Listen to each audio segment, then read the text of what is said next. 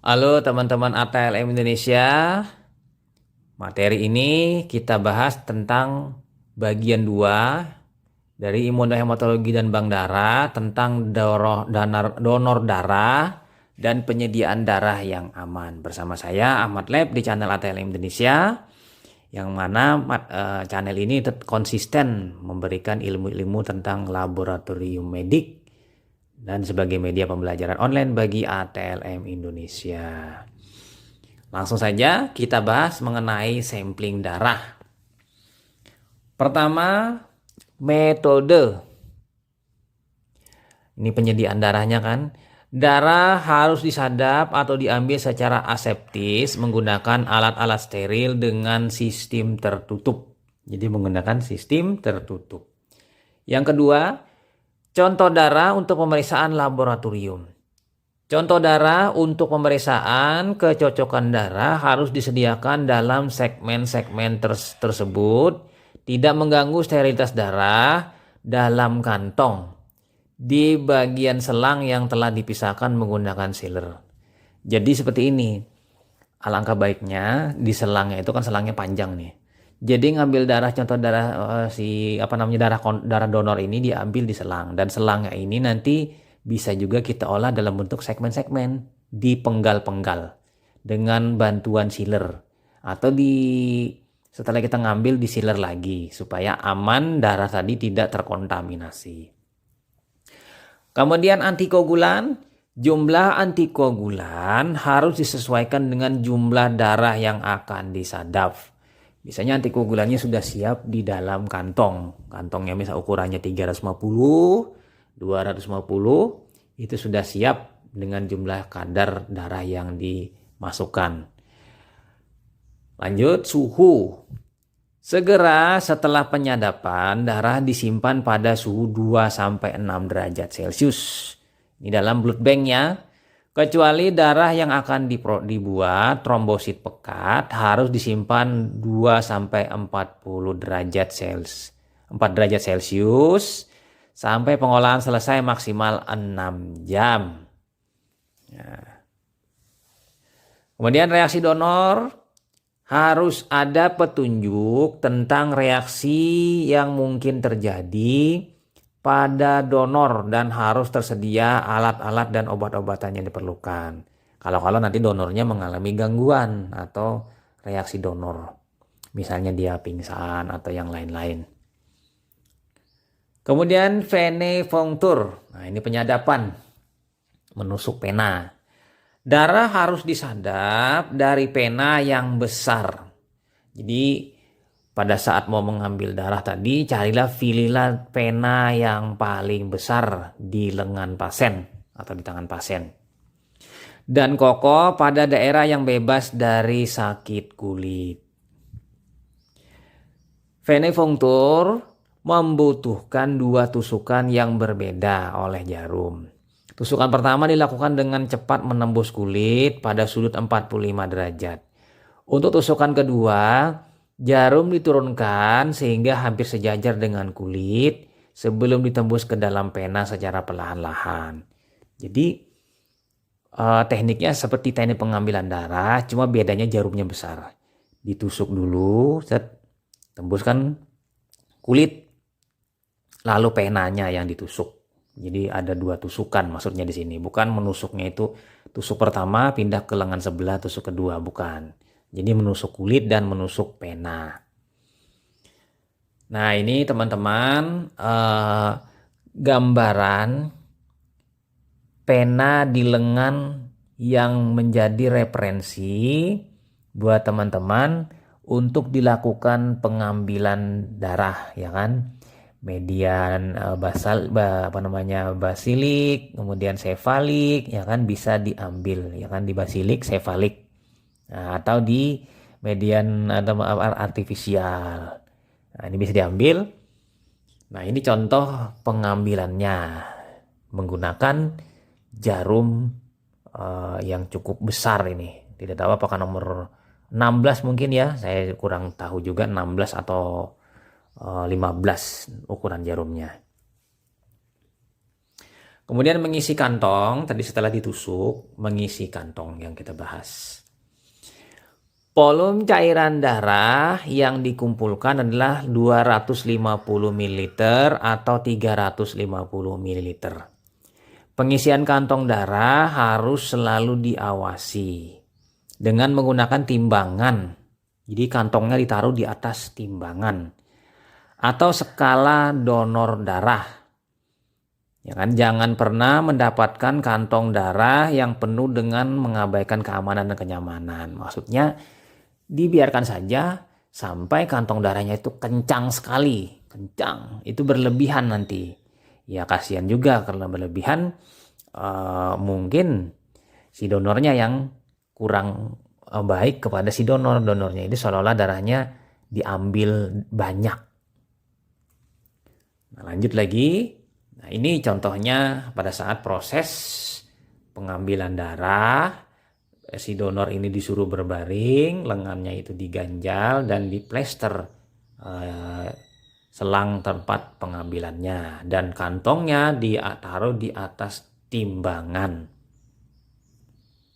Kemudian persiapan alat dan administrasi. Nah, ini kita bahas juga. Pertama yaitu pelayanan permintaan darah dulu. Ada pelayanan permintaan darah. Kemudian yang kedua alur transfusi darah PMI.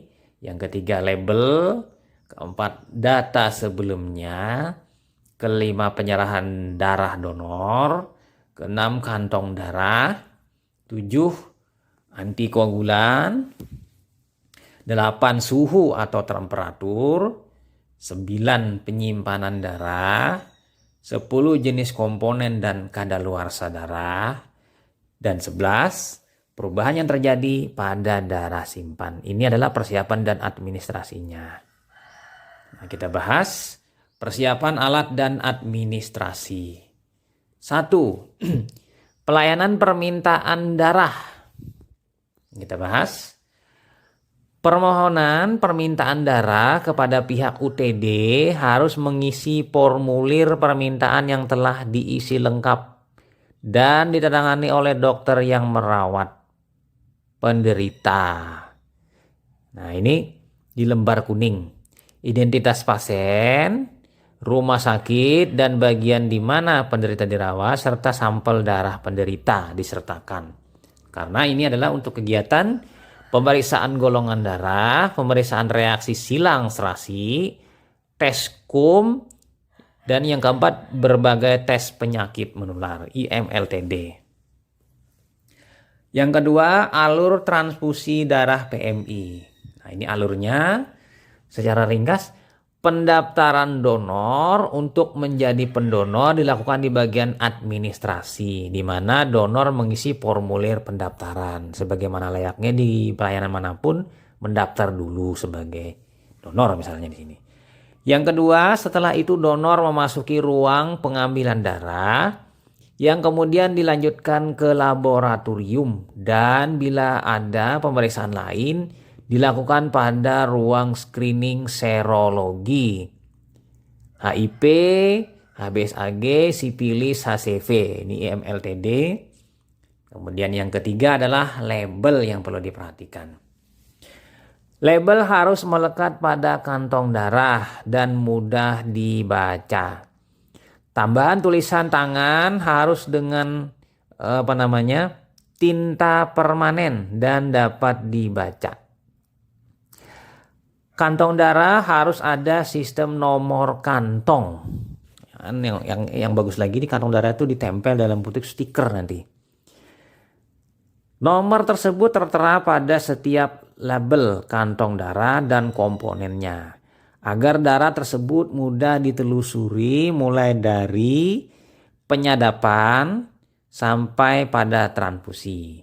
Sehingga bila kemudian terjadi reaksi transfusi, data pasien yang diterima resipien yang bersangkutan dapat dicari dengan mudah. Nah, ini kita pindah ke proses pemeriksaan laboratorium. Pertama, screening tes IMLTD. Ada 3 cara Metode rapid 10-15 menit waktunya, metode ELISA 60-90 menit, dan metode NAT. Kemudian cross matching. Nah, ini seleksi silang serasi. Pertama, metode konvensional itu 90 menit karena melakukan 3 fase. Yang kedua, metode gel test 30 menit. Nah, ini sepertiga waktunya saja. Yang ketiga, metode nano 40 menit. Jadi ini adalah waktu-waktu yang dipilih tergantung metodenya. Kalau memang metodenya konvensional dan rapid, kombinasinya ya kurang lebih hampir sama. Kalau misalnya kombinasi ELISA dan gel test. Jadi tinggal kita memilih mana yang lebih nyaman dan lebih cepat. Tapi semakin ke bawah metodenya semakin bagus ketimbang yang metode yang paling atas. Kita pindah ke persiapan alat dan administrasi yang nomor 4. Data sebelumnya. Pemeriksaan ulang golongan darah ABO harus dilakukan pada setiap kali penyumbangan darah. Tidak boleh hanya berpegang pada data golongan darah sebelumnya. Pasiennya pernah transfusi, pernah transfusi darah. Ada datanya, tapi kita harus tetap periksa ulang golongan darahnya. Kemudian nomor 5, penyerahan darah donor. Darah donor yang cocok uji silang serasi itu boleh diserahkan, baik mayor maupun minor tes.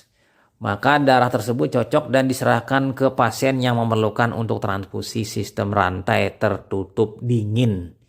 Jadi dari UTD dibawa misalnya ke bank darah dalam kondisi rantai dingin atau ke ruang perawatan dalam rantai dingin, yaitu box transportnya itu berupa S-Cool box.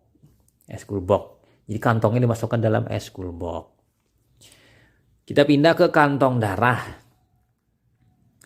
Kantong yang digunakan harus lulus uji mutu oleh badan yang berwenang dan setiap kantong memiliki sistem penomoran kantong darah.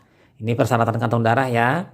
Nah, persyaratan kantongnya yaitu untuk pasien anak digunakan kantong darah khusus pediatrik. Sementara untuk pasien dewasa dapat menggunakan single blood bag atau double blood bag yang disesuaikan. Kita pindah masih ke persiapan dan alat dan administrasi nomor 7. Antikoagulan kita bahas. Jumlah antikoagulan harus disesuaikan dengan jumlah darah yang disadap. Jenis antikoagulan yang bisa digunakan apa saja? ACDA, CPD, CPDA, SAGM. Jadi semakin ke bawah semakin bagus antikoagulannya. Nomor 8, suhu. Setelah penyadapan, segera darah disimpan pada blood bank pendingin karantina suhu 2-6 derajat Celcius. Kecuali darah yang akan diolah menjadi trombosit pekat harus disimpan suhu 20-24 derajat Celcius maksimal 6 jam sebelum diolah. Tadi yang sebelumnya tadi berarti kesalahan di pengetikan. Jadi 20-24 derajat Celcius. Dalam trombosit aggregator nanti ini supaya jadi trombosit aggregator ini dia bergerak di dalam ruangan blood banknya itu. Kemudian nomor 9, penyimpanan darah. Untuk penyimpanan darah dipakai blood refrigerator yang bersuhu 1-6 derajat Celcius. Untuk penyimpanan plasma atau sel darah merah beku dipakai blood freezer. Ini belum tersedia di Indonesia. Hanya beberapa saja mungkin nanti yang punya, ya kan? Suhu minus 18 derajat Celcius sampai minus 30 derajat Celcius. Jadi memang ini adalah yang memiliki suhu yang jauh lebih dingin.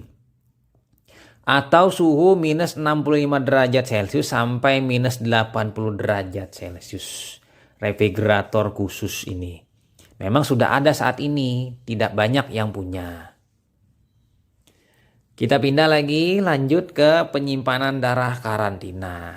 Nah ini kita jelaskan. Sistem penyimpanan darah sementara sebelum dilakukan screening test.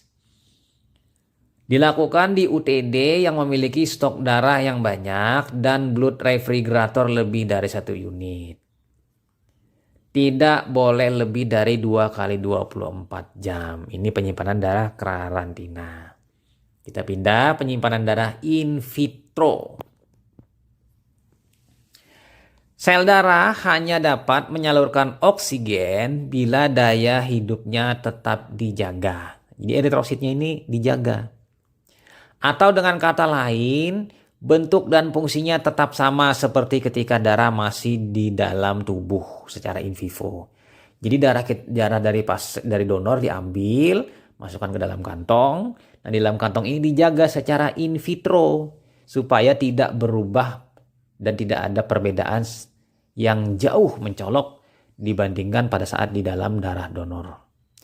Oleh karenanya kondisi di luar tubuh in vitro harus diupayakan agar dapat mendekati keadaan tersebut, mirip dengan in vivo.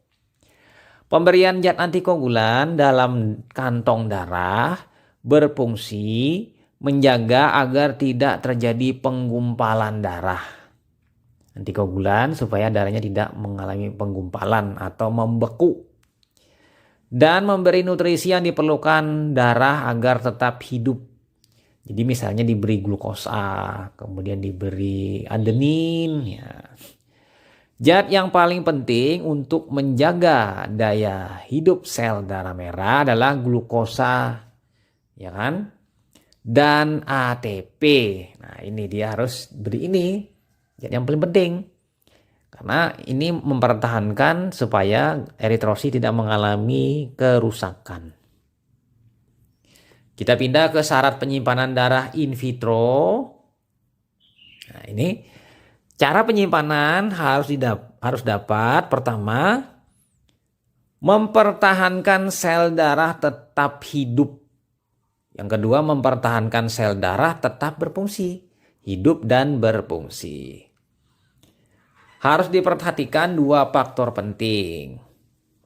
1, suhu simpan 2-6 derajat Celcius gunanya untuk menjaga keseimbangan zat renik untuk kehidupan dan fungsinya. Makanya blood bank adalah khusus pendingin bagi produk-produk darah. Tidak bisa kita menggunakan kulkas biasa. Suhu yang rendah akan menekan pertumbuhan kontaminasi bakteri yang mungkin telah memasuki unit darah pada waktu penyadapan. Suhu yang terlalu panas atau beku bisa mempengaruhi zat pengawet yang pada gilirannya mempengaruhi hidup sel darah merah atau terjadi hemolisis. Eritrosit atau sel darah merah tadi mengalami kerusakan pecah. Kemudian yang kedua, pengawet atau pelindung darah. Pengawet darah terdiri dari yaitu antikoagulan. Yang pasti banyak digunakan adalah jenisnya adalah sitrat.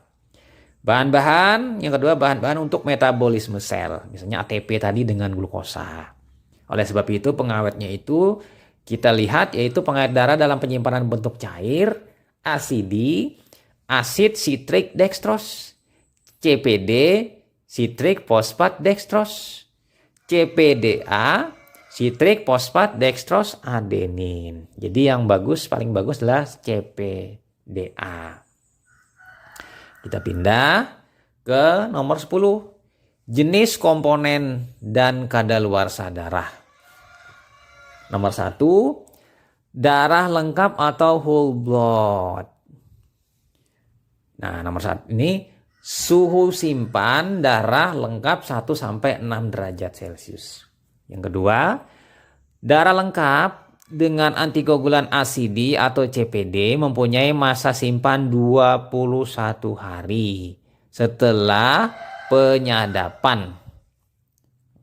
Tapi yang nomor 3 ini, darah antikoagulan CPDA yaitu ada adeninnya masa simpan 35 hari setelah penyadapan. Jadi kurang lebih 40% lebih panjang penyimpanannya. Kemudian sel darah merah pekat, yaitu satu sel darah merah pekat yang dibuat dengan sistem tertutup dengan nilai hematokrit kurang lebih dari 80% harus disimpan pada suhu 1-6 derajat Celcius. Kedua, tanggal kadaluarsa sama dengan tanggal kadaluarsa darah lengkap asalnya. Jadi dari whole blood-nya tadi, whole blood-nya kan dipisahkan, dikeluarkan plasmanya, disisakan sel darah merahnya. Apabila digunakan kantong yang mengandung mannitol dan adenin fosfat. Sel darah merah pekat dicuci, ini yang dicuci. Sel darah merah pekat cuci disimpan pada suhu 1-6 derajat Celcius dan kadaluarsa 24 jam setelah pencucian. Jadi mudah rusak. Jadi harus segera setelah dicuci harus segera ditransfusikan. Sel darah merah pekat cuci beku, sudah dicuci dibekukan. Sel darah merah beku untuk tujuan transfusi disimpan pada suhu minus 65 derajat Celcius sampai minus 80 derajat Celcius atau lebih rendah lagi. Dapat disimpan sampai 10 tahun. Jadi tahan lama ya karena suhu simpannya yang sangat rendah. Kita pindah ke nomor 10, jenis komponen kadaluarsanya masih yaitu sel darah merah pekat beku cuci. Sudah dibeku dicuci lagi. Sel darah merah beku untuk tujuan transfusi sama halnya dengan daya simpan dengan sel darah merah beku. Namun masa simpan tergantung dari jenis aditif yang dipakai. Kemudian plasma cair. Plasma cair disimpan pada suhu 1-6 derajat Celcius sampai dengan tanggal kadaluarsa darah lengkap asalnya. Plasma cair yang dibuat dari plasma segar beku tidak boleh dibekukan lagi. Jadi bekukan cair itu tidak boleh. Kriopresipitat. Nah, ini komponennya. Kriopresipitat dicairkan pada suhu 30-37 derajat Celcius. Pencairan ini harus selesai, tidak boleh lebih dari 15 menit. Nah, lanjut lagi. Kriopresipitat yang sudah cair dapat disimpan pada suhu 20-24 derajat Celcius. Dan ditransfusikan tidak boleh lebih dari 6 jam. Nah, kemudian kita sel darah merah pekat cuci beku. Bila disimpan dalam kantong khusus pada suhu 20-24 derajat Celcius dengan agigator 60 kali per menit, agigator ini goyang. Disimpan kurang dari 5 hari. Sedangkan dengan kantong biasa disimpan dengan cara yang sama kurang dari 3 hari. Ya ini. Jadi sebenarnya kalau melihat ini bukan sel darah merah pekat ini, trombosit pekat harusnya ini. Yang dimasukkan dalam agigator. Kita pindah ke masuk yang terakhir, perubahan yang terjadi pada darah simpan. Pertama, perubahan yang terjadi dalam darah simpan biasanya baru berbahaya pada transfusi masif, gagal hati, gagal ginjal, dan gangguan pembekuan. Jadi ini orang-orang yang seperti ini jangan diberi darah yang simpan. Yang kedua, penurunan pH. Jadi darah yang disimpan mengalami penurunan pH. Pada darah simpan disebabkan oleh meningkatnya konsentrasi laktat. Sehingga pada darah asidi defisit base dapat mencapai 25-30 mili/ek per liter setelah penyimpanan 2 minggu. Nanti kalau mengukur AGD-nya ini asidi defisitnya base-nya itu mencapai 25-30. Nomor 3, dengan penyimpanan kadar amonium, hemoglobin bebas, dan kalium di dalam plasma akan meningkat progresif. Kita tahu amonium ini beracun. Sehingga untuk pasien gagal ginjal dan gagal hati harus diberikan darah yang segar. Jadi amonium ini nanti dikonversi oleh hati menjadi urea. Kemudian yang nomor 4, selama penyimpanan eritrosit memetabolisme glukosa menjadi laktat sehingga pH makin menurun. Jadi glukosa diubah menjadi laktat. Laktat itu sifatnya asam laktat yang menyebabkan peningkatan ion H+, jadi pH darah turun. Kita pindah langsung lanjut ke nomor 5. Pendinginan memaksa atau merangsang pompa natrium kalium sehingga eritrosit kehilangan kalium dan menimbun natrium. Jadi ada proses transport perpindahan kalium dan natrium, pompa kalium natrium. Ini tidak lagi seimbang sehingga terjadi proses kehilangan kalium si eritrosit tadi di dalam intraselnya. Yang keenam, pendinginan menyebabkan eritrosit menjadi rapuh dan sebagian mulai lisis. Eritrosit ini peka, mudah pecah. Sehingga meningkatkan konsentrasi hemoglobin dalam plasma. Jadi nanti hemoglobin dalam plasma, hemoglobinemia. Ya kan? Jadi plasmanya merah. Konsentrasi ATP dan 2,3-DPG juga menurun dengan progresif. Kemudian nomor 7, pengawet CPD mampu mengawetkan hingga 35 hari. Namun hal ini masih dikhawatirkan kemungkinan sifat nefrotoksis dari adenin. Adenin bisa menyebabkan nefrotoksis, meracuni pada nefron ginjal. Kemudian nomor 8, ion sitrat dari CPD mencegah pembekuan dengan mengikat kalsium. Sedangkan dekstrosa memungkinkan eritrosit melakukan glikolisis sehingga dapat mempertahankan konsentrasi ATP untuk memetabolisme di dalam eritrosit. Jadi ini aman-aman saja CPD ini. Oke, itu saja teman-teman mengenai materi kita donor dan penyediaan darah aman. Bagian pertama sudah, ini bagian kedua. Semoga materi ini bisa menambah ilmu pengetahuan teman-teman di bidang imunohematologi dan transfusi dan serta bank darah. Sampai jumpa di video-video selanjutnya. Semoga bermanfaat. Tonton juga video lainnya di playlist saya. Saya Ahmad Lep pamit. Sampai jumpa. Bye.